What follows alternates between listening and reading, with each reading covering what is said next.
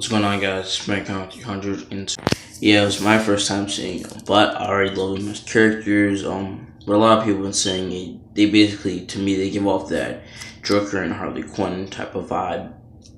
And issue one, it's been 8 years since the events of Watchmen. Seymour had published Rorschach's journal. He was actually murdered. So, a lot of things have been going on. The whole world has turned upside down. It's on the brink of collapse in the Watchmen universe. Yeah. But, issue one. So after that, I think issue one was a really good issue. And, but also finding out who this new Rorschach is. And we do kind of find out in issue three. But anyway, moving on in issue two. Basically, the DC universe is is basically upside down as well. Everybody's protesting. Heroes have been a lot of theories that this could be like an alternate universe that could take place after Dark Knight's Metal, or just a totally other universe in the DC multiverse. But anywho, basically Bruce has to go through these yearly psych tests to see if he's all right in his head. He really doesn't want to do these, but again, he has to. Then Ozymandias, Rorschach, Marionette and the Mime, they arrive there, and they basically it's surprising, they point out that all these characters are fictional, like Batman, Wonder Woman, Superman.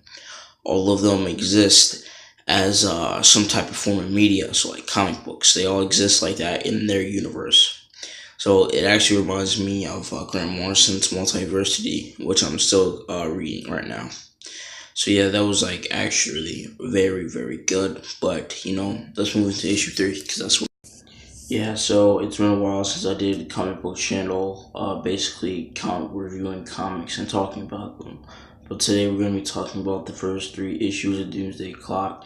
And then I'm going to actually stick to my reaction to Comedian's Return on the cliffhanger between Rorschach and Batman. Both have been at the end of issue two. So let's begin. So issue number one, I really liked it. The introduction of Marionette and the Mime. I've heard these are actually old characters that from a company from the 40s that DC bought. So it was actually my first time seeing them. So issue three was awesome and satisfying at the same time. Awesome because of the spectacle that was in this issue.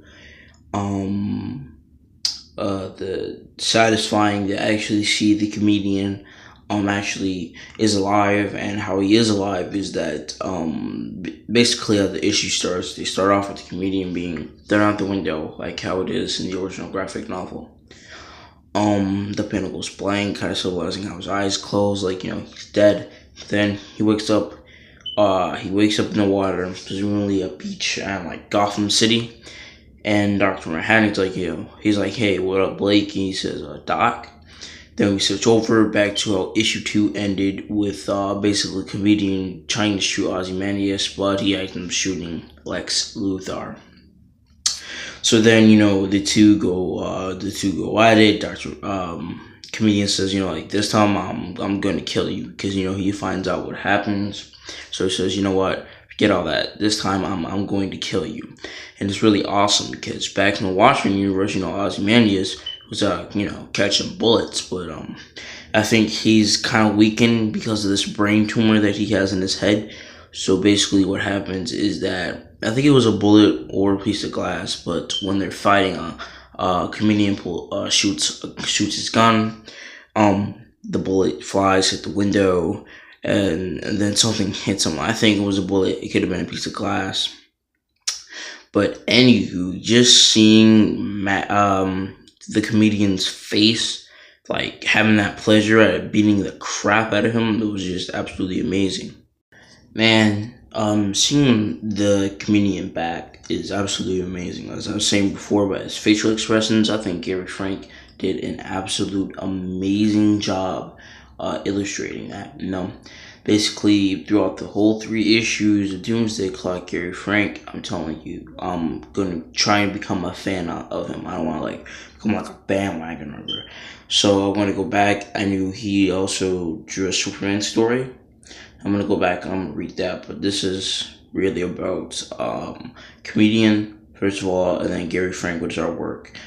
Yeah. So this was pretty amazing seeing comedian back, seeing hey, he's alive now. It is time for his payback. It is time for his revenge against Ozymandias, and just seeing that fight scene, it was just amazing, just absolutely crazy, amazing. I've been waiting for this for such a long time because when I first read this, at first I saw the movie, I saw the Watchmen movie, and then later on I read the graphic novel, and I was always wondered what if comedian was alive.